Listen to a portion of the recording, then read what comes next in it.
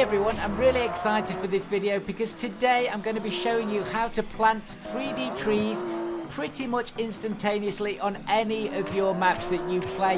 It's very exciting and it's a brilliant mod, and I'm going to show you that a little bit later in the video. And we're also going to be taking a look at this awesome Porsche GT3 RS. Do remember to check out the rest of the channel, lots more sim racing on there, and I'd love to have you on board, so do click on that subscribe button. So let's jump straight into the Porsche mod, and all the links are going to be in the description for everything I'm showing you on the video today. So this is the Porsche 992 GT3 RS, the 2023 version, and this is by Assetto Performance. So this is a brand new 3D model, a brand new car, brand new physics, and of course this is the much anticipated 2023 GT3 RS. This comes with 525 brake horsepower, 465 Newton meters, weighs just over 1400 kilograms, 185 miles an hour, and 0 to 60 3.2 seconds. So as we come to expect with Assetto Performance mods, these look absolutely fantastic inside and on the outside.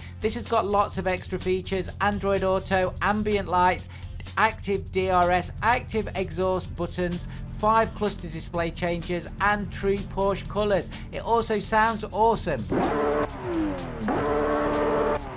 So that is the Porsche GT3 RS. The link is in the description. It is a paid for mod, but remember, if you do join Patreon sites, you do get access to all the other mods too. But this is why we're here today. This is by Fast Fred, 3D trees in 2 minutes. So let's take a look. So once I've downloaded it from Race Department, it's only a small file. I'm going to drag and drop it into Content Manager, and I'm going to install it like any other app. So I'm just going to click on install there. Very small, and that's it, completely done. Now I have picked a track here that has got some trees on it but no 3D trees. This is an older track called Autodrome des Steigs. Now as you can see, it's historic, but I picked this track because it's got lots of green space and I can experiment with this new tree planter app that I'm supposedly going to be able to put trees down straight away and see them live in game. This is really exciting.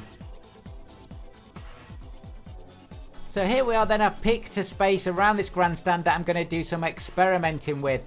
Now in game, all I'm going to do is go to the right hand bar, I'm going to click on the 4 dots, and I'm going to type in tree there. That's going to bring up the tree planter app that I can see there, and I'm going to click on that and it comes up on the screen. Now there's a couple of different options on here, and there is a YouTube video from Fast Fred, so do check that out. I will put the link in the description.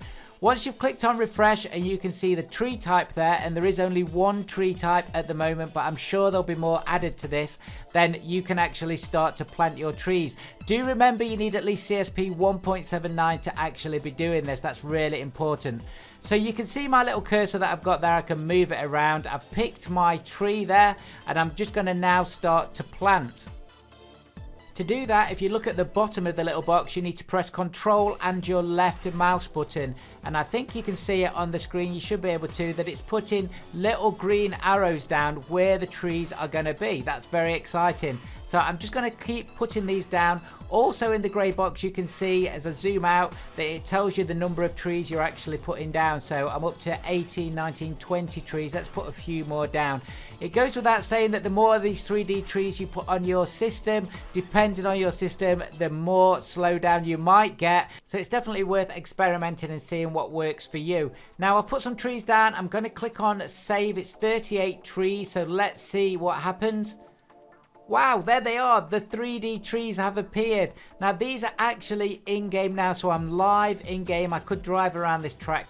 And that is incredible that we have now got those in game now. I've been eyeing this other area across the track, this grandstand area, and I'm just going to put a lot of trees around here as well. Again, just to look at the effect it's going to give you, because this is quite a bare set of ground, and I think this is a good example of what this may be able to do.